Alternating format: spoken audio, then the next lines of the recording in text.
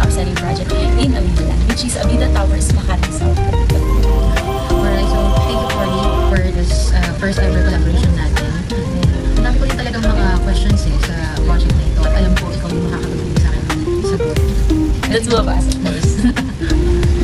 Anyway, my first question would be, what are the exact advantages and nearby amenities pa project na ito? Actually, Avida Towers Makati South Point is located in Gina Rosas Avenue in Makati City, which is very near in Makati BGC. And the nearest malls, shops are Greenbelt, Glorieta, SM, and meron din malalapit na schools kagaya ng Don Bosco, walking distance lang, and walking distance lang din ang project na to from MRT Manila Station, and walking distance from Watermark. So, very accessible talaga. Ang ganda ng location, yung project.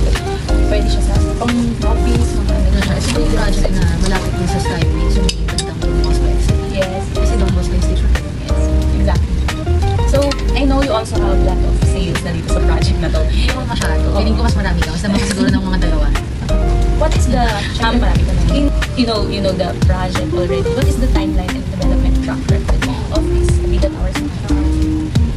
As of now, yung Tower 1 is already existing and ready for occupancy na siya. I know may offer na yun na rental offer, but I'll let you discuss that again. Kasi many sa mga figures na yun. So, I'll leave it with you. But for the Tower 2, it's sticker selling. Tower 2 ay nag-over siya sa 2027. Well, the Tower 3 is it's already 40% sold out. Kahit kakalaunch lang siya recent. Grabe, ganun sila siya mabenta. Ayun, ikatanda na naman. Ano yung type niya? Tsaka mga magkano yung prices? The available units we have from Tower 1, Tower 2 is a studio, junior 1 bedroom, and 1 bedroom with balcony. The studio unit approximately it is 22 to 23 square meter. The same with junior 1 bedroom. Ang kaibahan lang nila is the partition, pero the size of studio and junior 1 bedroom are the same. For the 1 bedroom with balcony, it's 38 square meter naman. Medyo malaki talaga yung space. And for family na, pwede for the family. For the studio and the junior 1 bedroom, it's 22 to 23 square meters. So it's really ideal na talaga for like yung couple or yung professional na nag-start na career nila sa Makati South from high-end. So usually ito yung mga ideal size for them. And so, the other questions we have for our clients na usually they will also ask naman is what are the ownership and title deeds? Isa sa mga importante questions. Well, sa ngayon, before kasi kapag bumili ka ng condo, parang mag-aabig ka lang ng condo shares. But for now, kapag bumili ka ng condo, nagkakaroon ka na rin ng title sa condo sa city or ng condominium title. So it means it's a perpetual ownership. At talagang magpapamana mo talaga siya sa generation na generation.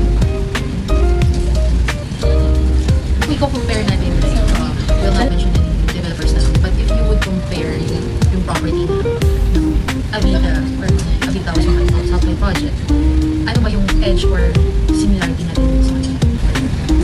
Yeah. No, hindi naman lang. Ayala is still Ayala. You know kung paano work si Ayala as a developer here in the Philippines. Build din ang kanyang name, kanyang brand. So, wala na tayong questions about how Ayala can make it, diba? Or ano pa yung kaya niyang patunayan. Kasi may napatunayan naman siya. And we know that one of the best for Ayala is the location. Kapag Ayala is building the property, he's not just building the property. He built the property in the best location possible for the investors or sa mga users, mga families, yes. And also, for the investors, napakataas ng demand ng rentals and resale for the condos kasi nakabuild siya sa the right locations. It gives both lifestyle and also convenience.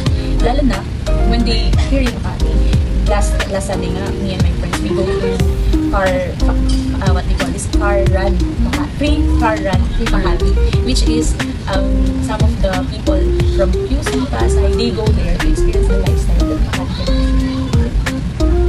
Like mga how much ba yung range ng rental rate for like studio? For the studio, you have 15,000 pesos for the bare units, and for semi-furnished, maabot ito ng 18 to 20,000, and for fully furnished, talagang nasa 25,000 for studio lang. And what about that one bedroom with balcony? Medyo mas mataas din, nasa 30,000 plus na yung bare collection or semi-furnished, lalo na pag fully furnished.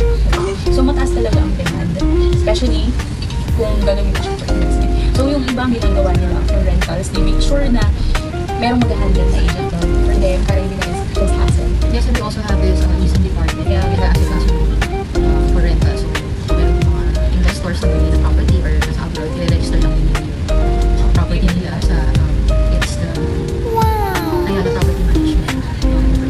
Yes, It's right. it's the PMC. So, sila na bahala magpapalisin. Also, like my colleagues, si Cory very hands-on niya. So, even after sales talaga Okay, ganda lang natin. Yun lang.